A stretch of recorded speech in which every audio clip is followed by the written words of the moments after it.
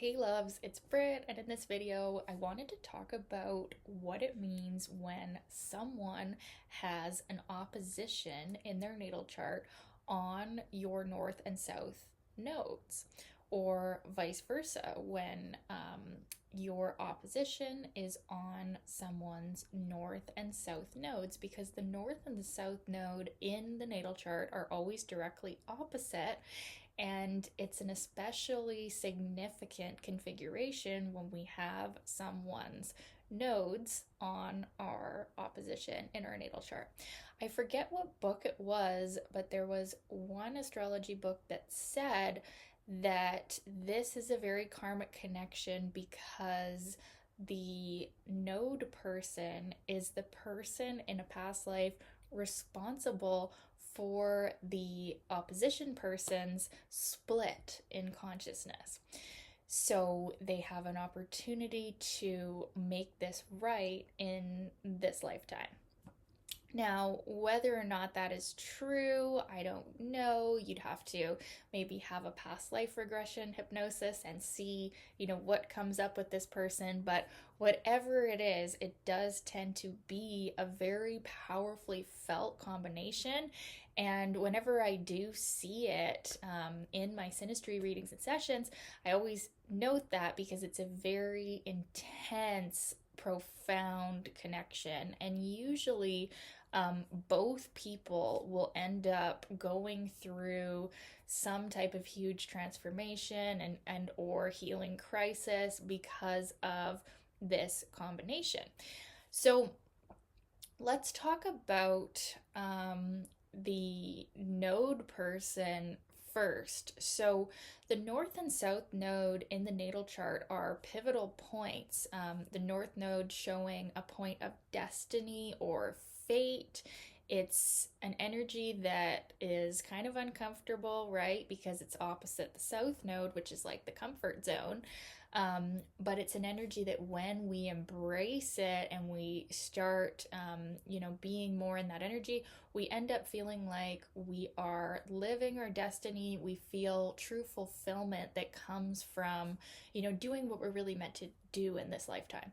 And the south node is always directly opposite to the north node. And the south node is a point of comfort. It's an energy that we're really natural at. It's almost even more noticeable in people than their rising or sun sign, although the rising tends to be the physical appearance, so it's pretty noticeable too. But the south node energy is also very distinguishable because it's just such a strong part of someone. It's even almost like a second sun sign in some senses. But if you solely stay there in the south node, you become stagnant, and it's like living in the comfort zone, right? You don't grow. So what we're really meant to do is use those gifts, because we really do have gifts coming from our south node. We have lifetime after lifetime of being in that energy. So we're really meant to use that as like a foundation to propel us towards our north node. And then that's when we're going to experience true fulfillment and feel like we're living our destiny and soul growth. So when someone in our life via Synastry has an opposition in their natal chart where they have one planet in this opposition conjunct to our south node and they have the other planet conjunct to our north node, we are extremely activated by them. So I always mention in my Synastry readings whenever there are south node conjunctions or north node conjunctions, because these tend to be very significant relationships. I believe, as Brit Soul coach, that these are soul connections that are fated and karmic and potentially very painful and potentially very healing. And I'm not saying good nor bad, because I don't personally believe any placement or combination is good nor bad, but these ones just tend to be quite significant. So because they have an energy conjunct our south node, they feel very familiar. They feel very not necessarily as comfortable as if they would only have a planet conjunct our south node, because they also have a planet conjunct our north node. But there is this element of, in the realms of that planet and that energy, that we're pretty similar and we come from maybe a similar background. And there's this feeling that is almost eerie, that we've known them before, and it can feel very intense, very karmic, very like we want to figure it out too. Um, because they have a planet conjunct our north node, also, we can feel like they are going somewhere, or they already are somewhere that we want to be going, but it can still feel very uncomfortable. And because we have both of these conjunctions taking place at the same time, we can feel like it's a bit of a mind fuck, for lack of better terms. And it's like, on the one hand they're helping us forward towards the north node, and on the other hand they're kind of comforting us with our south node. And so it's this weird cataclysm where we are forced to grow because of this person. And so we can feel very attached to them.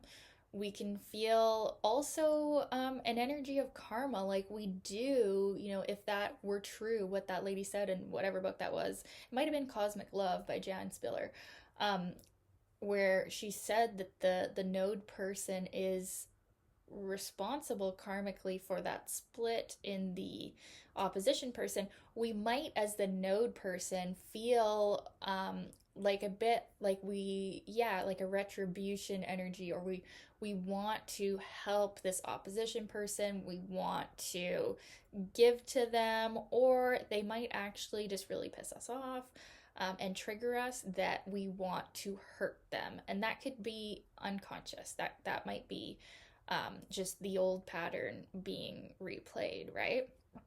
But we definitely feel something as the node person, and it's almost like we can even get the sense that we can't escape this opposition person. And even after the relationship has ended, or we are no longer physically in contact, we can still dream of them, we can still feel them in our field.